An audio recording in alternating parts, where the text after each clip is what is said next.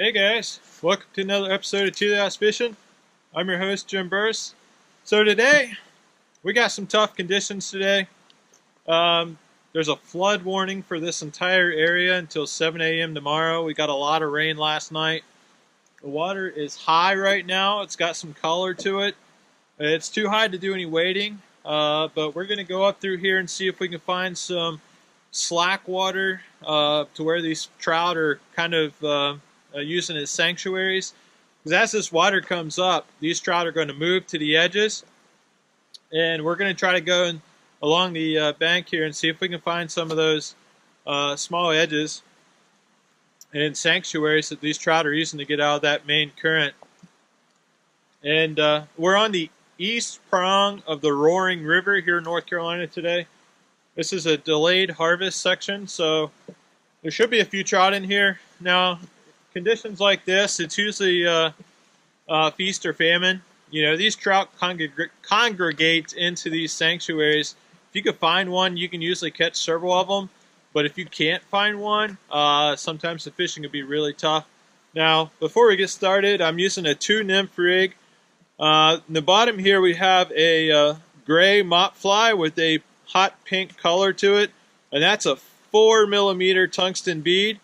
And then about probably 7-8 inches above that, we have this kind of a UV electric pheasant tail, as best I can call it. It's got, instead of having using the standard tail, though, I have a kind of a hot butt, a chartreuse hot butt, to try to deal with this dirty water a little bit. And that's also got a 4mm tungsten bead on it. And the reason why I'm using these big tungsten beads is because I don't expect to do much casting today. I'm basically going to be doing tight line nymphing, and I want to make sure these beads are getting down towards the bottom. And you know, I'm not going to cast. So it's going to be more like Euro nymphing today, because we're basically going to be able to walk right up on these trout with this muddy high water, and this, we're not going to be able to see the trout, but they're not going to be able to see us. So it's going to be close quarters fishing today. Hopefully we can catch a few fish, and hopefully the weather holds out so we can actually, you know, be comfortable and fish this stream pretty thoroughly. They're calling for thunderstorms and torrential rains today, so I'm not sure quite what we're going to get into. But you're not going to catch any fish sitting on the sofa, so let's see if we can catch something.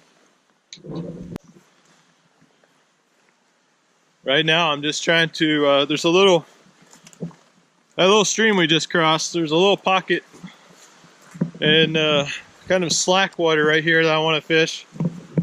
See if we can catch a trout out of. And these are going to be kind of the places we fish, places where the water is reversing itself and creating a seam. You know, you got the main current out there, you got this water coming back reversing on itself, and you got this seam right in the middle. You know, there could be a lot of debris in there, but that's also could be where the trout are kind of setting, getting out of this main current. So let's see if we can catch us a fish, and then we'll go upstream and try to find similar conditions.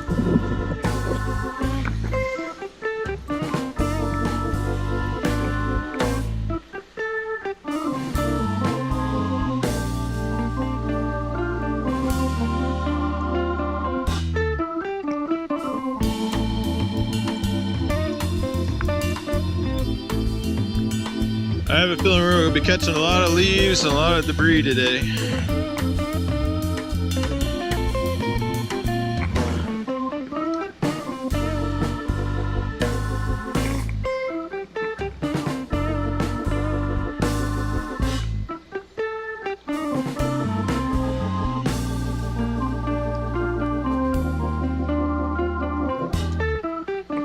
Oh, got one! Ha! First location, and I hooked up. Check that out! Woo!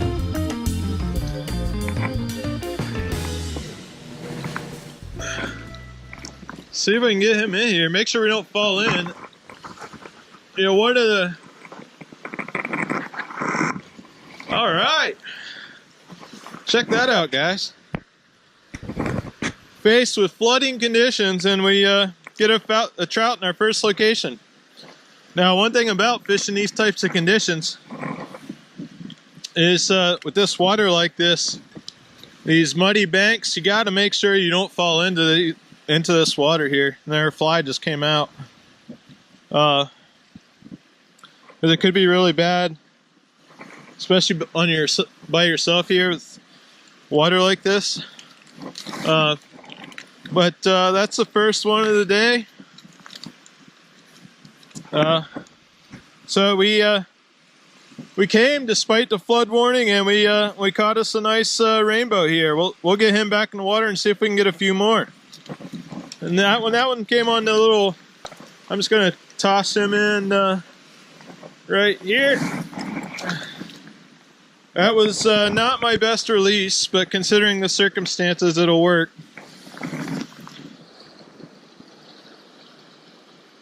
Alright guys, this is looking a little bit more like the water I want to fish, but again, see this protected water on that other side? Goes all the way down through here. You got that chute there in the middle, but over here in this corner over here, you got a nice little protected area. That's really what I'm looking for.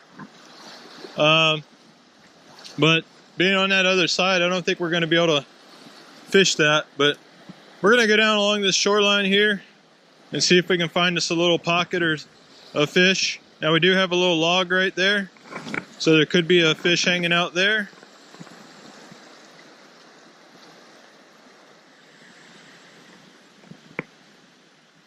Alright guys, so I found a bridge further upstream, which will allow us to walk down that opposite side where I saw those good looking areas. So we're gonna go down along the left side here and fish some of this slack water that we saw. Hopefully there's less debris on there, but you can see how high the water is and the conditions we're faced with, and they're expecting rain throughout the day.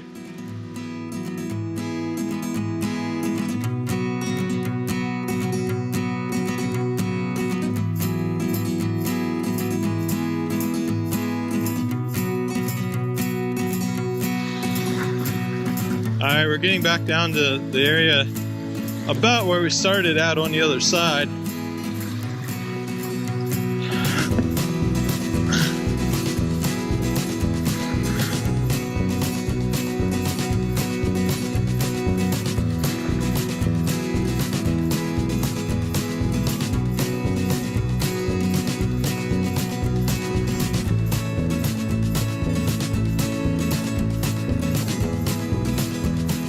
Now I have my fly line between my fingers so that my fly line is on the bottom of one finger and on the top of the other. And the reason why I do that is the top of your finger is actually more sensitive than the bottom of your finger. So it allows you to detect strikes a little bit better, and you can see that right there. And that's the same with your hand. The top of your hand is more sensitive than the bottom.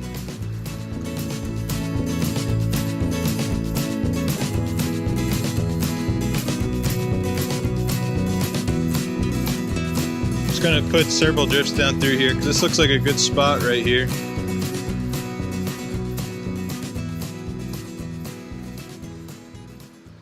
There he is. There he is. I was just saying, this looks like a good spot, and then this guy hit. Oh, all right. All right. Got him on the old mop fly too. Check that out. Let's see if we can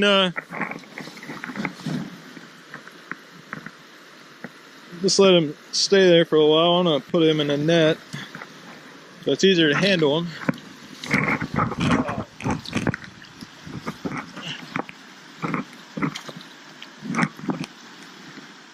All right. Woo! Second one of the day. All right. All right. This guy's gonna make a mess of my. I was trying to. There we go. You can see that. You can see that mop fly right there. Right in the corner. It's got a little blood coming out. I'm gonna go ahead and get him back in the water. There he goes.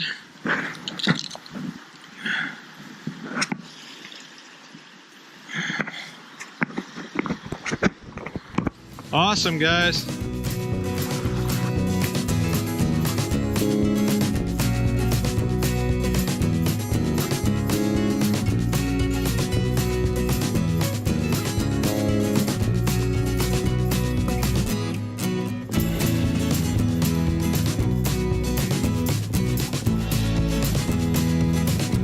There he is. There he is. Got one. Little one, but got another one. I told you we'd catch a fish out of there. Georgie's, and we did it. Oh. There he goes. Quick release. All right. See if we can get another one.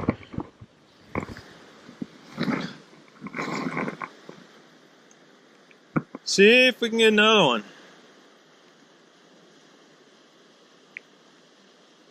Oh! Alright, I think I know where they're holding right now. And it's starting to rain a little harder. Alright, we got 3 trout.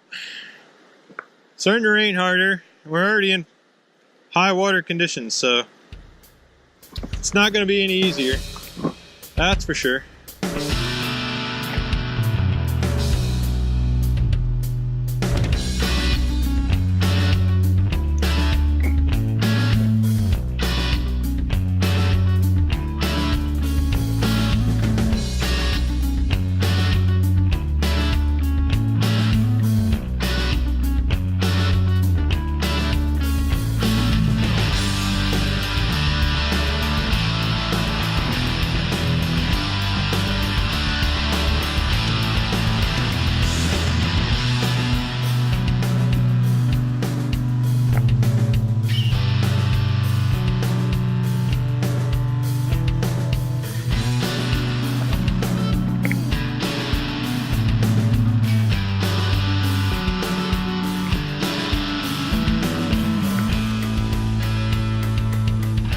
Got one.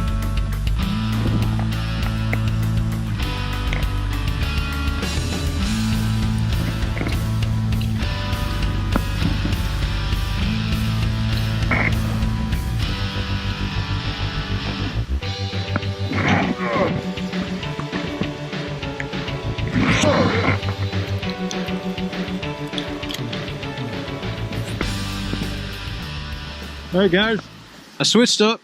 I took that orange Cheeto off and put another gray one on, and got this guy drifting down through there. And yeah, another rainbow. We'll get him back in the water.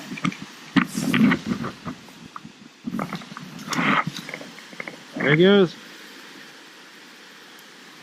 Whew. Number 4 on today.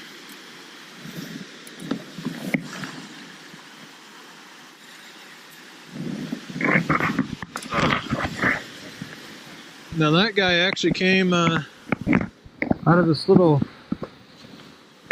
faster water here, out of this little run right here. So that may be a sign that there's a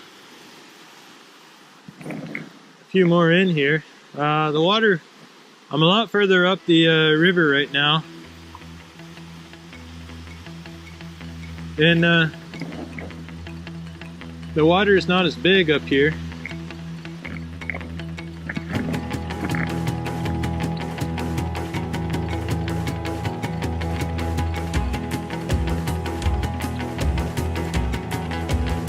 There he is.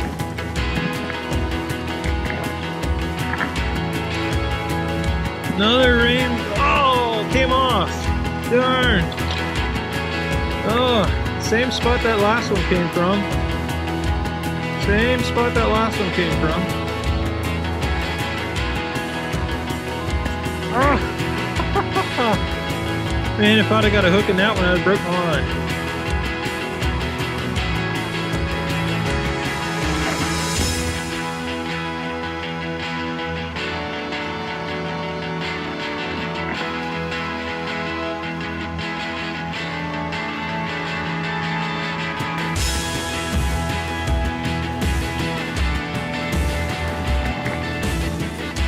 There he is. Another one. I didn't feel that one hit. I was actually picking up to do my forward cast, and I set the hook on him. All right. Number 5 on the day. Get that guy out of there. See if we can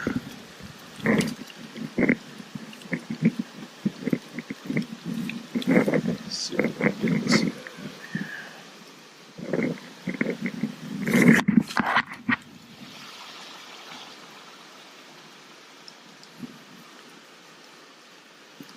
All right,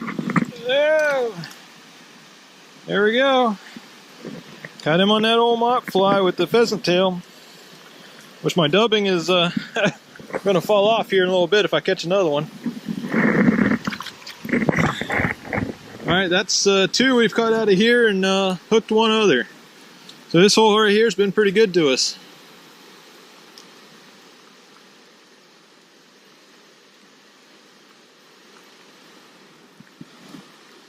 Now with this tight lining technique, because you get that a lot of times at the end of your drip, the fish will pick it up and you don't feel it. When you pick up, you kind of pick up forcefully, almost like you're setting a hook when you flip your weight up back upstream to do another drift. Oh, thought I might have had another fish there. Alright guys, so I think we're done for the day. I just checked out a last hole there, and water's just up too high to fish them. And we're kind of down towards the end of the delayed harvest here on the East Prong of the Roaring River. But today it was up and it was roaring. We were able to catch 5 fish, so we had a decent day considering the conditions. But we're going to call it quits and start heading for home. You know, there's a lot of access along this river. It's inside of Stone Mountain State Park, so it's a good river to go to. It's got a road that parallels the river most of the way with a lot of pull-offs. As far as access is good, but I have a feeling this river gets hit pretty hard when conditions are good. So today we were out. We basically had the river to ourselves today because of the conditions. But we were able to catch 5 fish, lost 1, and missed a few. But anyway, if you like this video, make sure to hit like, share with your friends, and subscribe to Chile House Fishing TV. Until next time, study your prey, evolve your fishing. Thanks for watching.